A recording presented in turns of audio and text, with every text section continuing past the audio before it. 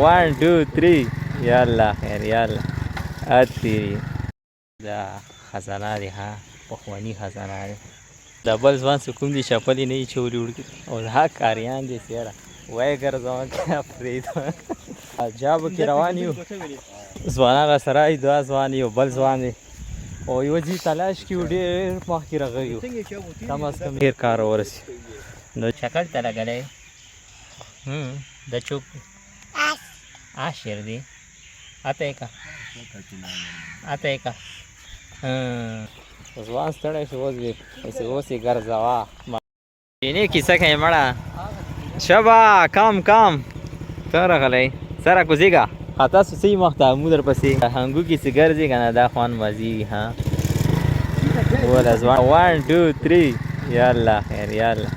اتي جناب نن راغلي یو جابو ته هنګو کې دا ځای چې کوم دی په جابو مشهور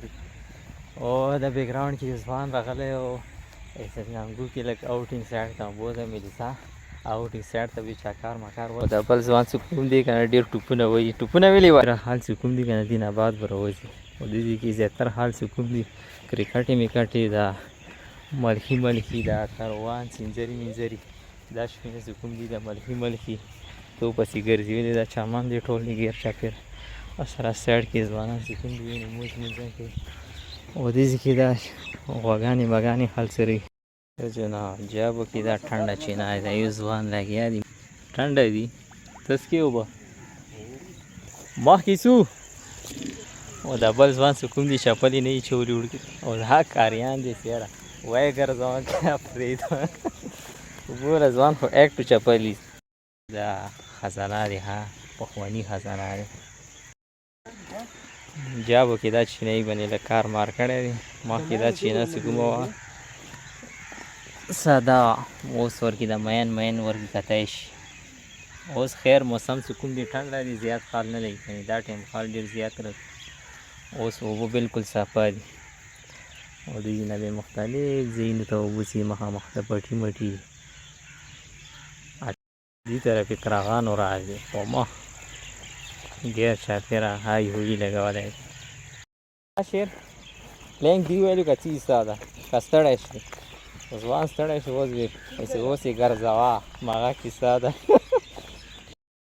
جناب جابو کې روان یو ځوانان راسره دوه ځوان یو بل ځوان دی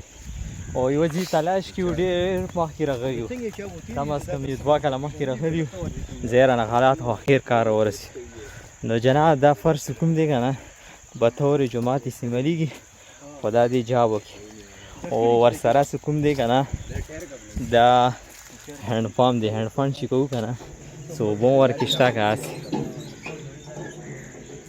حد تیری فرش تازه اوبه خوان خبره ده جنې مزونه شته ها کچوک منځونه کوي که ها شیر چېرته راغلی دا چکر ته لګلی د چوک عاشر دی اته که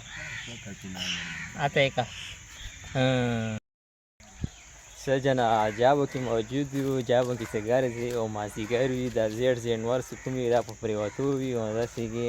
پټیو کې ایرګې ګرځي او خوند خبره ده دې کې د ونې ډېر ښایسته خوندور شیان دي دو کې څه ګرځي که نه نو ډېر خوند شان مزه کوي او ټنډه هوا چلیږي او د پاسه مرغانو شور مشهور نو جناب ایک ټکټ مې دو مازي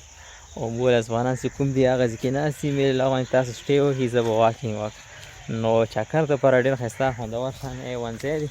ورسره ګیر چاپېره چارو طرف پټي دي او کورونه دي خو کورونه لغونې سایډ ایرې کې دي خو خوند خبره ده چې هینډ پمپ چې کوم دي نه شته اوبه انتظام فول ایوان دی او ځوانان چې کوم دي ناست دي خاموش ناست دي پاتې نه پوهېږو چې کومې افسانې دي چیلې میلې پخوي که څه حساب دا ځوانان دي او دا ځوان دی میټینګ وکړي که نه که سبا ته چوک چکر ته تلوني بیا وخت په سر ځای منتخب